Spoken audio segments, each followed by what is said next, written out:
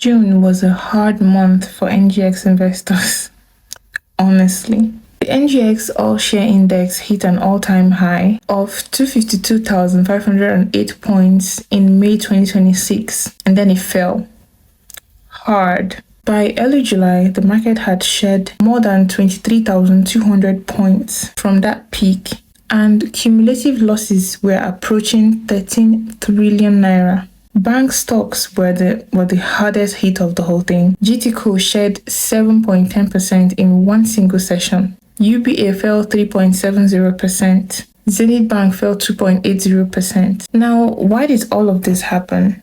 The first one is profit taking. It's self-explanatory, but let's talk about it. The NGX delivered 45.9% in 2023, 37.65% in 2024, and 51.19% in 2025. By May 2026, the year-to-date return had already touched over 61%. When a market runs that hard for that long, institutional investors cash out their gains. When big money exits the market, the price falls for everybody else. The second reason is post-dividend sell-off. Now, we have people that are called dividend chasers. They buy a stock to qualify for dividends, get the dividends, and then they sell the stock. Although several major companies like Seplat Energy, Julius Berger, and Boa Foods recently traded ex-dividend, when stocks go ex-dividend, their prices adjust downwards automatically, and dividend-focused investors rotate out immediately after collecting. That's what I mean by dividend chasers. There are people who are just dividend-focused, and once they get what they want, they're out of there.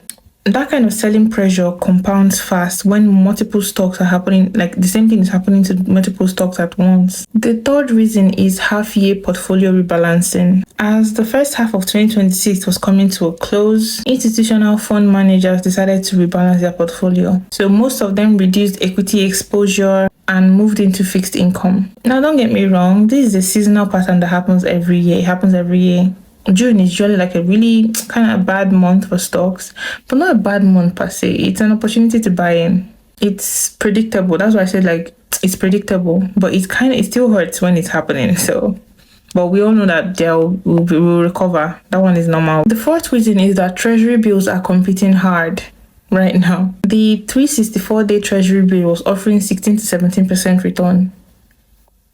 Think about that. It's high. When government paper pays that kind of return with minimal risk, some investors rationally pull out some money from stocks to move into fixed income. And the fifth reason is the NGX price movement rule. NGX introduced the new minimum volume threshold. I made a video about that. Go watch it. Now, this created adjustment in how stocks were traded and basically added to the volatility while the market got used to it. Now, here's where the story turns around. The recovery for Nigerian stocks started in July, specifically July 3rd. Bargain hunters began returning to fundamentals. So they were coming for fundamentally strong, large cap stocks whose prices had become genuinely attractive due to the fall. You understand? On July 7th, block trades worth 7.23 billion hit the market in a single session. Zenith Bank alone accounted for 5.46 billion of that. Then on July 8th, Ethel Africa surged 10% on a new record high. By July 9th, the market had closed higher for 5 consecutive sessions. First Holdco, MTN Nigeria, Zenith Bank, and other Fugaz names powered the rally. In less than 2 weeks, the Nigerian stock market recovered majority of what June took from it. And the investors who held through the correction, who held their stocks strong through the correction, are now in a better position than those who sold during the whole sell-off that happened in June. And that's what happened. Corrections test your conviction.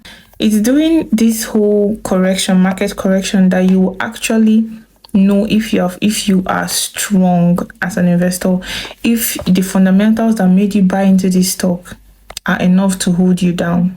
That's how you know. The bearish period is not my favorite time of the year, but it helps keep me grounded on why I invested in the stock market in the first place.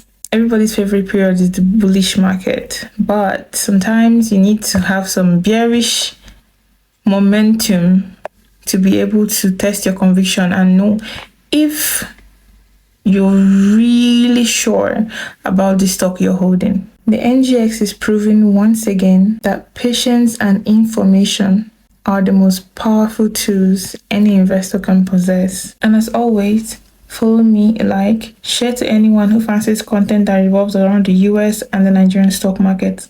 And I'll be seeing you in the next video. Bye bye.